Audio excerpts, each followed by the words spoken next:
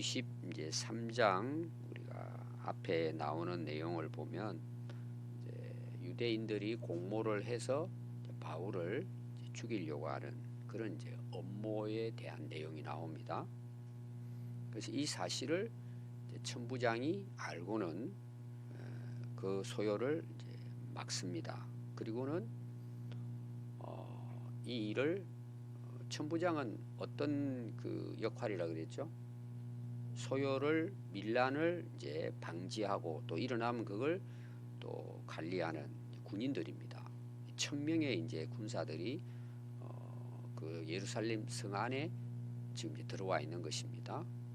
군사적인 일을 하는 거죠. 천부장은. 재판권은 누구에게 있을까요? 총독에게 있습니다.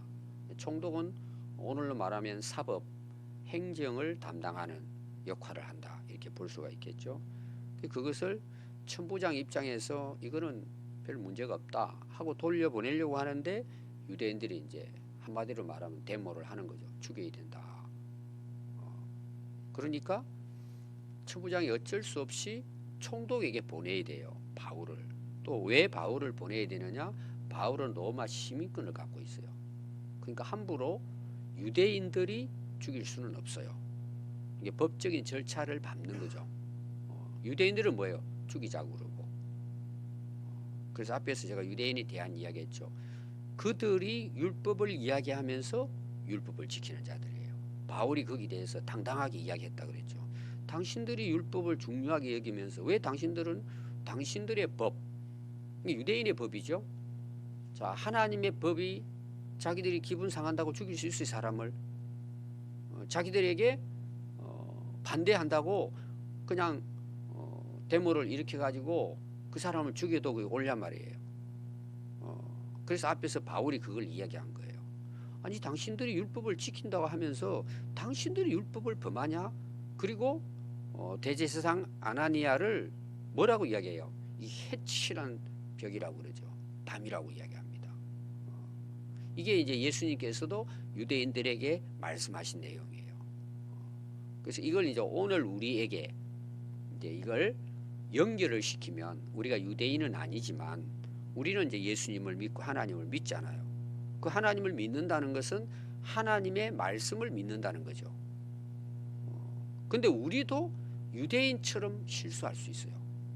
우리가 하나님을 믿고 하나님 법을 따른다고 하면서 자기 감정대로 기분대로 내게 손해가 오니까 상대를 어렵게 만들고 해를 끼치고 다시 말하면은 제거하려고 하는 이런 악한 것들이 여러분 교회 안에도 일어날 수 있어요.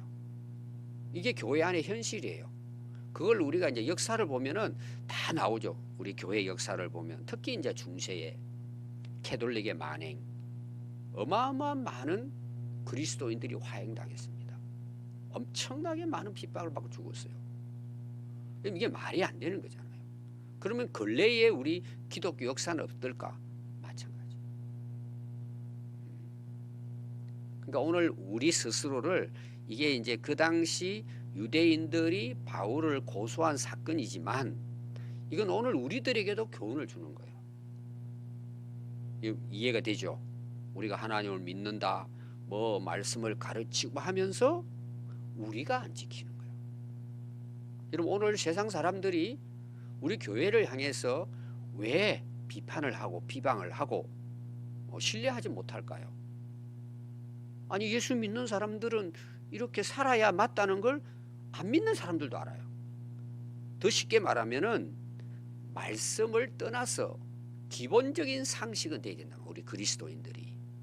이제 이걸 여러분 바탕으로 해서 이해를 하십시오. 기본적으로 혹시 남이 잘못하더라도 그걸 율법의 잣대를 가지고 교회 안에서 또 세상에 나가서 뭐 직장생활을 하면서 이웃과의 관계 속에서 또 오늘 우리 정치 사회잖아요. 정치인들 중에 30%가 크리스찬이에요. 법을 만드는 사람이잖아요. 국회가. 30%가 그리스도인들이에요. 근데 이 그리스도인들이 안 믿는 사람보다도 더 악하다면 어떻게 했어요? 그들과 한패가 돼가지고 돌아간다면 여러분 사회가 어떻게 되겠냔 말이에요. 엉망이 되겠죠. 지금 우리 국회에서 일어나는 여러 가지 일, 특별히 이제 법을 만드는 차별금지법 이런 거 있잖아요.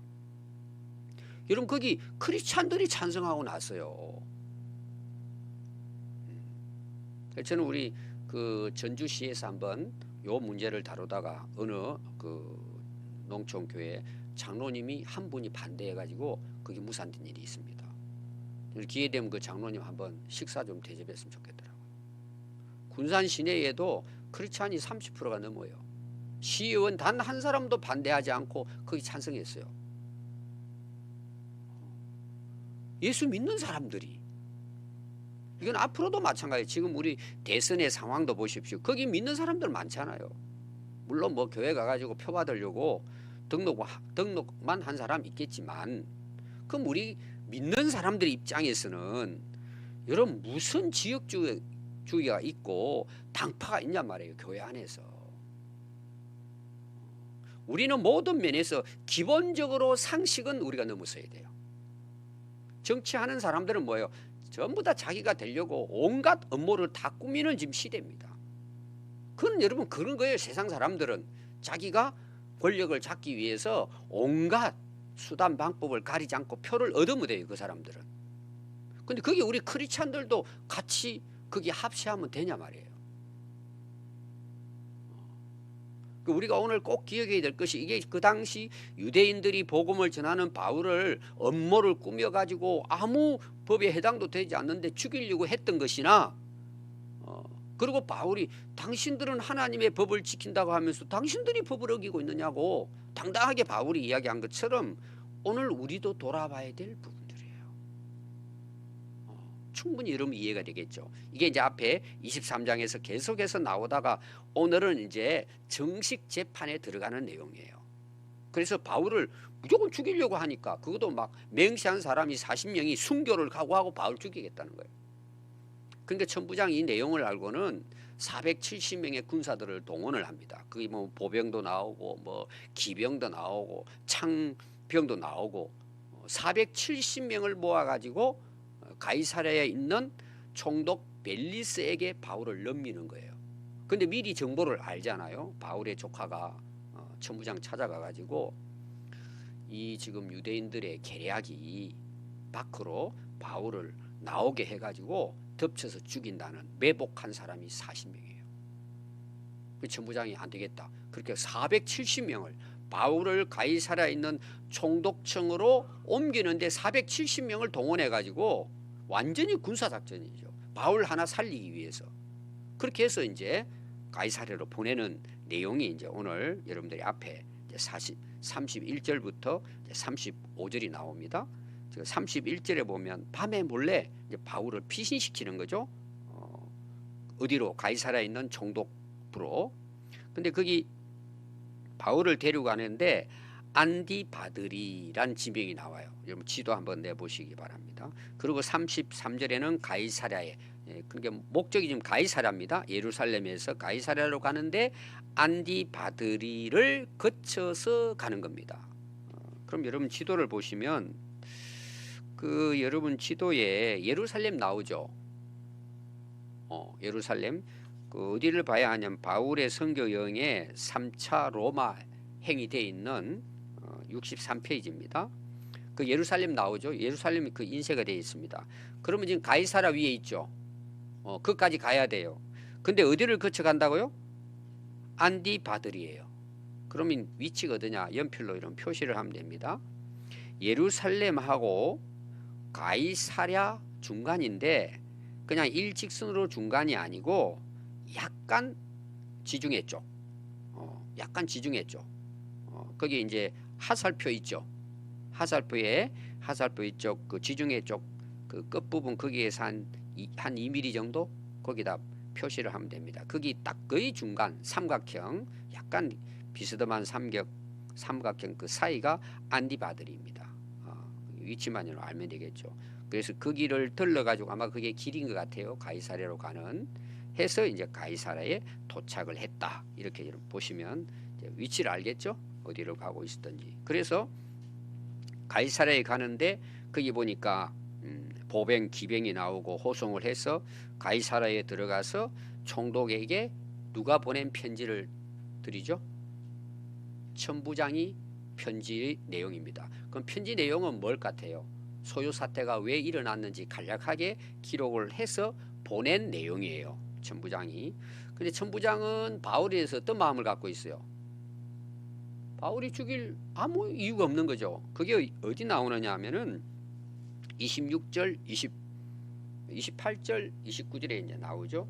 유대인들이 무슨 일로 그를 고발하는지 알고자 하여 그들의 공회로 데리고 내려갔더니 고발하는 것이 뭐냐는 거예요.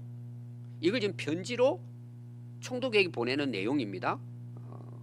그들의 율법 문제에 가는 것이죠. 오늘 우리를 말하면 자기들끼리 종교적인 교회 일이라는 거죠. 신앙생활 하는 문제지 소유 사태를 일으켜 가지고 그때 이제 사형은 대개 그 밀란을 일으킨다든지 뭐 오늘 우리로 말하면은 구테타를 일으킨다든지 뭐 그러면은 직사죠. 총으로 이제 쏘면 됩니다. 예를 들면은.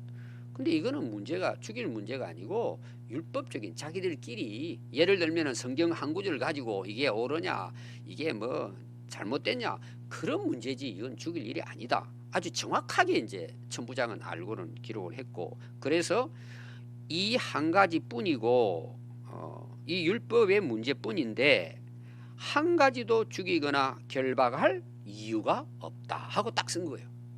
정확하게 쓴 거죠. 그래서 그런데도 이 사람들은 이를 죽이려고 관계가 있다는 걸 알고는 당신에게 보냅니다. 이 고발장을 가지고 잘 해결해 주시기 바랍니다 하고 보낸 거예요. 그럼 천부장 입장에서는 뭐예요? 바울을 보호하려고 하는 생각이 있죠.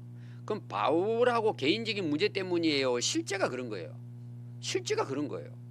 천부장 입장에서는 밀란이 일어나는 거 제일 문제가 되잖아요. 자기 그 해야 할 일이니까. 그게 잘못 일어나면 뭐예요? 자기 자리도 뺏길 수 있어요. 황제가 저 왜 천부장 사령관이 왜 일 잘못해서 그리고 쫓아낼 수 있어요. 근데 보니까 문제가 아닌데 이 일이 일어나니까 아주 정확하게 죽일 이유가 없다. 그리고 편지를 보낸 거예요.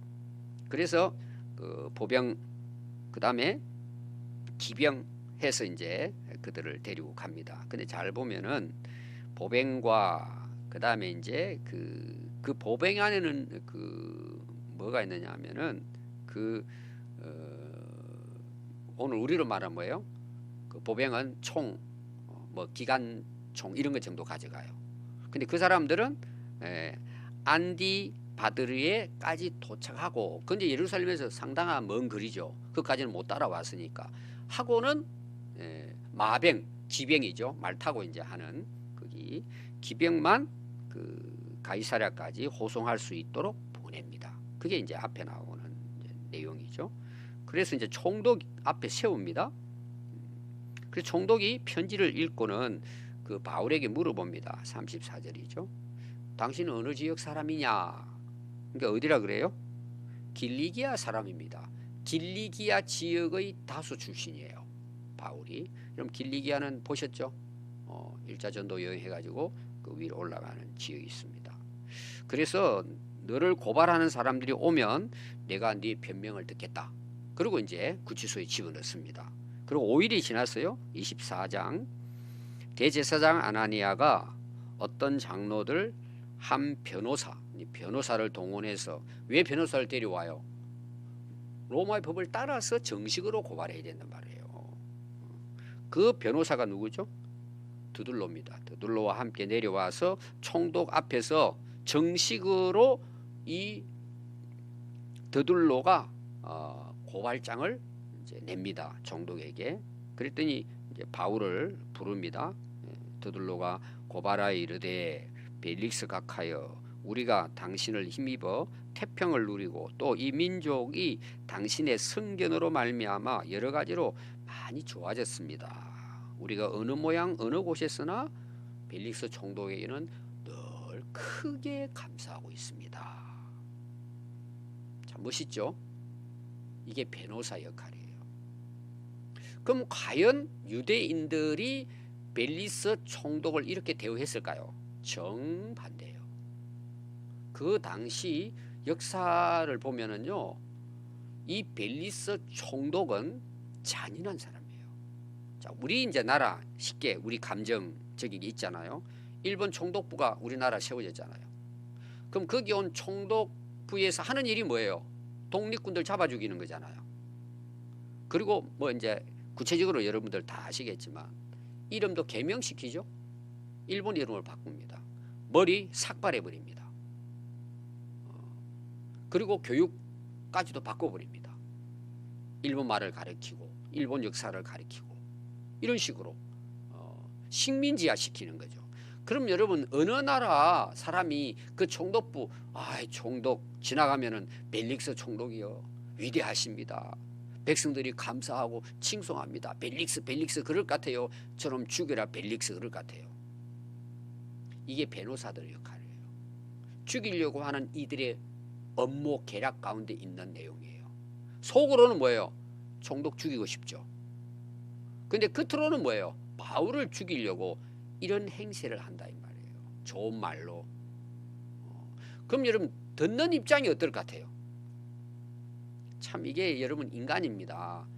벨릭스 총독이 유대인들을 그렇게 괴롭혔는데 그런 그 변호사가 와가지고 지금 이들의 목표는 뭐예요? 벨릭스가 아닙니다. 바울 죽이는 계략이죠. 그들의 뭐예요? 호의를 얻어야 된단 말이에요. 신임을 얻어야 되니까 이렇게 칭찬하는 거예요. 이게 변호사라니까요. 물론 변호사가 다 뭐 그렇지는 않을 거예요. 여러분 진짜 변호를 어떻게 해야 돼요? 억울한 사람들을 풀어줘야죠. 그럼 지금 여러분 우리나라뿐만 아니라 변호사들 자기가 이기면 수임료를 많이 받아야 되잖아요. 특히 뭐 재벌이라든지 권력 가진 사람들의 변호는 그냥 우리가 말하는 수준이 아니에요. 수십억 대 수백억 대도 될 수 있어요. 그럼 어떻게 해야 돼요? 그 돈 벌기 위해서는 수작을 부려야 되는 거예요. 자, 물론 뭐 개중에 정직한 분도 몇 있을 거예요. 그러나 거의 이런 세계예요. 그럼 여러분 문제가 뭐죠? 바울이 억울함을 당하는 거죠. 이런 부분들이 이게 우리가 살아가는 세상이에요. 그러니까 바울 입장에서는 여러분 참 한심한 노릇이죠. 무슨 총독이 우리에게 이런 호의를 베풀었냐 말이에요. 참 안타까운 일입니다. 그 또 4절 한번 보십시오. 당신을 더 괴롭히지 아니하려고 긴 이야기 안 합니다. 간용을 베풀어 주십시오. 그럼 결론이 뭐죠? 이래서 바울은 죽여야 합니다. 거기 내용을 이제 이야기를 합니다. 자, 총독이 보낸 편지를 천부장이 보낸 편지를 이미 총독이 알고 있어요, 없어요? 이미 알고 있어요. 편지를 통해 가지고 죽일 일이 없고 율법적인 문제일 뿐이다. 다시 말하면 돌려보내면 끝이에요. 근데 이들은 죽이려고 여기까지 따라온 거예요. 그러면서 그들은 전혀 천부장이 편지 내용하고는 이들이 지금 고소하는 내용은 전혀 다른 거예요. 자, 한번 들어볼까? 이게 이제 그들의 변론의 내용입니다. 5절. 우리가 보니 이 사람은 뭔 사람이에요? 전염병 같은. 그 당시는 콜레라라든지 장티푸스라든지 굉장히 전염성이 강했거든 그때 당시. 특히 이제 뭐 유럽 같은 경우 그 이후에는 지금 우리 코로나로 이야기하지만은 과거에 그 페스트 균 해가지고 유럽의 3분의 1이 죽습니다. 1000만 명이면은요 300만 이상이 죽어 쓰러졌어요. 그때는 무슨 백신이 있겠어요? 완전히 그냥 뭐 재앙이었습니다. 그런 사건이 우리나라에 있죠. 그 이후에 아마 지금 코로나가 제일 많은 이제 사람을 위협하는 전염병이라고 볼 수 있죠. 바울을 전염병자래요. 또 하나는 뭐예요? 천하에 흩어져 세계에 각자 흩어져 있는 유대인들을 다 뭐예요? 소란하게 일으키는 선동하는 자라는 거예요. 그러니까 에베소서부터 지금 뭐예요? 유대인들이 그 예루살렘에 와가지고 지금 이 난리를 친 거잖아요. 또 이는 나사렛 이단의 우두머리다. 오늘 말하면 기독교죠. 기독교, 그리스도교. 자, 거기 보면은 전염병 같다 그랬어요. 전염병은 뭐예요? 죽이는 일이잖아요. 그럼 실제로 이들이 바울을 전염병이라고 한 이유가 뭘까요? 복음을 전하는 거에 대해서 이렇게 이야기하는 거예요. 지금 내용은. 그러니까 그 천부장이 봤을 때는 이건 자기들의 율법적인 어떤 뭐 오늘 우리로 말하면 말씀적인 이야기지, 이게 사회적으로 소동을 일으켜서 사회를 어지럽게 하고 사람들을 해하려고 한 것이 아니라는 걸 이미 천부장은 알고 편지를 보낸 거예요. 그러면 그들은 전염병이라고 그러는데 오늘 우리가 볼 때는 뭐예요? 이거는 복음을 이야기하는 거예요. 그래서 바울이 앞에서 천부장에게 이야기할 때 이렇게 이야기했습니다. 내가 붙들려서 죽이려고 저들이 하는 사람은 예수님이 부활하셨다는, 우리가 이미 부활의 소망을 가지고 있는 거기에 대해서 말한 것이라고 이야기를 합니다. 그리고 사두개인과 바리새인들이 그것 때문에 이제 싸움이 일어나고 이런 일이 이제 앞에 있었잖아요. 여러분, 복음은 전염병이 있어요. 전염성이 있단 말이에요. 복음을 듣게 되면 어때요? 변화가 일어나는 거예요. 그래서 실제로 복음은 이들이 말하는 전염병이 아니고 전염병을 죽이는 거잖아요. 복음은 살리는 법이에요. 바울은 그걸 위해서 지금 살았던 거죠. 또 하나는 소요시켰다. 그건 무슨 말이냐 하면 유대인들을 이 복음을 전했더니 유대인들이 변화가 돼가지고 유대인을 떠나가지고 이제 예수 믿는 자들이 됐다는 내용이죠. 그걸 이제 소란을 피웠다, 소동을 피웠다. 그래서 바울의 이런 3차 전도 여행 쭉 다닌 내용 봤잖아요. 가니까 소동이 일어나죠. 그 소동이 뭐예요? 이게 어떤 사회적으로 밀란을 일으키는 것이 아니고 예수 믿는 사람들이 많이 일어나가지고 변화가 일어난 사건들이에요. 다. 앞에서 우리가 보셨죠. 특히 뭐예요? 귀신 들린 사람들, 신 들린 사람들, 무당들, 이들이 막 예수 만나니까 뭐예요? 이 쓸데없는 거 다 책도 막 불태워버리고, 이런 변화에 어떻게 보면은 아름다운 역사죠. 근데 이들은 그걸 전염병으로 소요를 일으키는 것으로 죽여야 된다고. 거짓 때는 이제 고소를 한 거죠. 그래서 당신이 친히 그를 신문하시면 우리가 고발한 것을 다 알 수 있을 것입니다. 그러니까요, 9절에 유대인들도 이에 합세해서 옳습니다, 죽이시오 주장을 했다, 이런 내용입니다. 참 앞에 제가 충분히 이런 설명을 드렸지만 이게 이제 오늘 우리들에게도 교훈을 주는 거예요. 그래서 우리 중세나 교회 역사에 보면은 내 마음에 안 든다고, 예를 들면 우리 편이 아니라고 교회 안에서도 사람들을 죽인단 말이에요. 거짓을 선동을 해가지고. 이게 여러분 우리 한국 교회 역사 안에도 있어요. 그래서 나쁜 표현으로 말하면 종파도 갈리는 거예요. 무슨 파 무슨 해 해가지고는 막 여러 교파들이 생겨나는 것 중에 그런 내용들이 있고 오늘날도 마찬가지. 여러분, 우리가 정말 이게 유대인들의 이야기만 아니고 우리가 정말 복음을 전하고 하나님 나라를 위해서 바울같이 우리가 하나님 앞에서 살아가야 합니다. 그리고 그런 일에 우리가 함께해서 하나님 나라 생명을 살리는 일에 우리가 남은 인생을 살아가야 할 줄 믿습니다. 기도하겠습니다.